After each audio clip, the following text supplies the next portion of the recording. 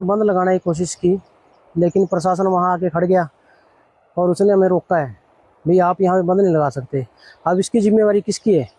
लाखों के हिसाब से लोगों का नुकसान हो रहा है। किसानों ने पहले तो पानी जल्दी आ गया था, फसलें नहीं लगी थी, लेकिन अब की बार तो लाखों रुपये लगा के फसलें भी लगा दी गई हैं और वो भी आपके सामने डूब चुकी हैं।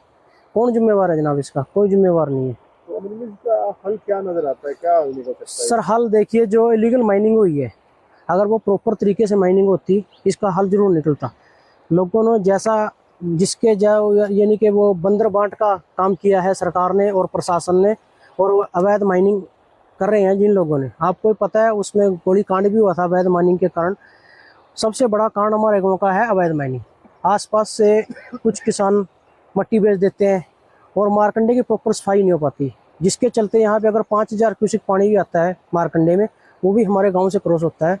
और गांव के हालात आपके सामने हैं, बद से बदतर हर बार हो रहे हैं। जानना चाहूंगा लगभग कितने एकड़ फसल तंगोर और कठुआ की या कलसाना की आसपास गाँव की डूब जाती है? लगभग सर 2,000 एकड़ के आसपास फसल बिल्कुल तबाह हो चुकी है।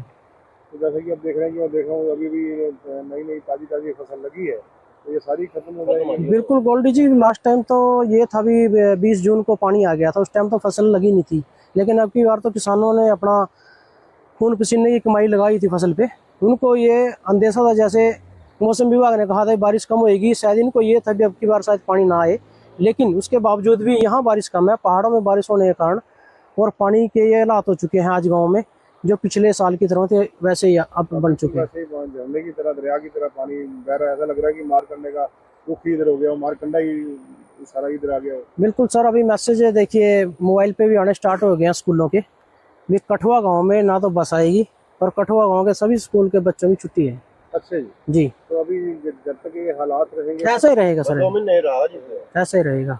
मोटरसाइकिलें गाड़ियाँ, अभी 2-3 डेथ भी हो रही है गांव में, रिश्तेदारों ने भी आना है। अब यहाँ से उनको ट्रैक्टर ट्रैली पे लेके जाएंगे, अगर कोई ऐसी मिसहैपनिंग हो जाती है हमारे गाँव के लिए बहुत बड़ी समस्या है। तो अमरिंदर सिंह, कहीं ना कहीं अगर बात एक इंसानी जीवन की हो रही है, उसके बाद अगर हम करें पशुओं की, जो जी पशुपालक लोग हैं, कहीं ना कहीं चारे की दिक्कत रहती होगी, बहुत ज्यादा समस्या बिल्कुल रहती सर, होगी। बिल्कुल आप देख ही सकते हो इस पानी में कहाँ चारा रहेगा, सब खत्म हो चुका है यहाँ पे। जो सूखा चारा था भूस वगैरह वो भी पानी में गड़ जाता है, इसलिए ज़्यादा प्रॉब्लम तो इन्हीं जानवरों को आती है जिन्हें सूखा चारा और हरा चारा चाहिए। किसानों को तो हम क्या कहें, उनको तो आदत पड़ चुकी है। हर साल सरकार मुआवजे के नाम पर उनको 500, 700, 1000, 2000 दे देती है, लेकिन हमारे गांव में तो मुआवजा भी नहीं आया। लास्ट टाइम भी विधानसभा में तो कहा गया कि मुआवजा दिया गया, मुझे नहीं लगता, आप किसी भी किसान से पूछ लो यहाँ पे मुगल माजरा, कठुआ, तंगोर, किसी को मुआवजा मिला हो? कोई मुआवजा नहीं, कोई कुछ नहीं साहब।